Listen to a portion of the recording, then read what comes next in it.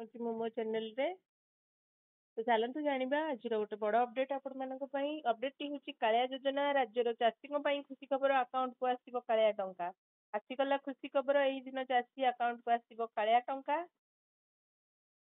तो राज्यर चाषी को आर्थिक सहायता जोगाइवाई ओडिशा रे कालिया योजना प्रचलित यही योजना अधीन राज्यर कृषक एवं कृषि श्रमिक परिवार पिलामानकु उत्तम अध्ययन शिक्षा ऋण दि जाए एहीपरि एही योजना ओडिशार कृषक परिवार मानकु सेमानकर आर्थिक चिंता दूर करी सेमानकर जीवन शैली रे उन्नति आनिबारे सहाय्य करे।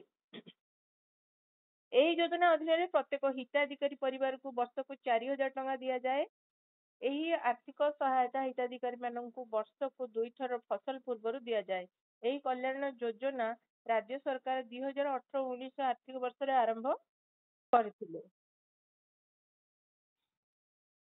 कालिया योजना अनुଯାयी एही राशि गत मार्च 11 2024 रे राज्य कृषक अकाउंट को हस्तांतर कर जाइथिला। एही समय मध्य 45.76 लाख चाषी अकाउंट को 933 कोटी टंका हस्तांतर कर निकट ओडिशा रे एही योजना आसंता 3 वर्ष पई वृद्धि करा जाइछि। यह व्यतीत राज्य मुख्यमंत्री प्रत्येक जिला 30 टी कालिया केन्द्र उद्घाटन करथिले। जदि आपण मध्य ओडिशा रे जणे कृषक अटंती एही कालिया योजना तो जदि सर्वश्रेष्ठ सूचना पाइबा चाहती तेबे एही खबर रे आमे आपनको कहिबु एही योजना अधीन रे परवर्ती किस्ती केबे पाइबे।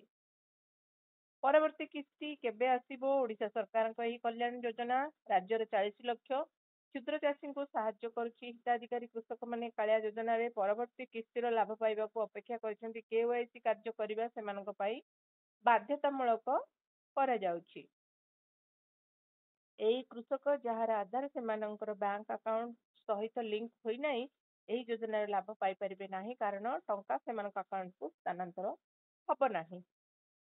कृषक माने सेमानकर आधार नंबर को ठीक समय रे सेमानकर बैंक अकाउंट सहित लिंक करिबा उचित। सूत्रରୁ मिलिथिबा सूचना अनुसार कालिया योजना अंतर्गत परवर्ती किस्तीर परिमाण जून रे कृषकଙ୍କ अकाउंट को स्थानांतर करा जाई परिबो कारण यहाँ पर खरीफ ऋतु आरंभ हेबो। एही समय रे चाषी को अर्थ आवश्यकता होई थाए। एही योजना पे आवश्यक योग्यता हिताधिकारी क्षुद्र एवं निम्न कृषक वर्ग रहिथिबा आवश्यक। एही योजना अधीन रे सेही परिवार जो माने कृषक किंतु सेमानकर निजस्व जमी नाही सेमानकर जीविका सहायता पाई परिबे। कालिया योजना अधीन रे अभावी कृषक परिवार को अर्थ सहायता जोगाई दिया जाई परिबो। दुर्बल कृषक एवं भूमिहीन कृषक श्रमिक अंतर्भुक्त मध्य यह व्यतीत कृषि श्रमिक माने मध्य अछंती जो माने वृद्ध भिन्नक्षम असुस्थ अछंती सेही परिवार रे जने सदस्य को योजना सुविधा दिया जीवो। एही योजना पे आवश्यक डॉक्यूमेंट होची bank account number Aadhaar card number mobile number block जिला एवं पंचायत विवरणी और निज जमी तथ्य।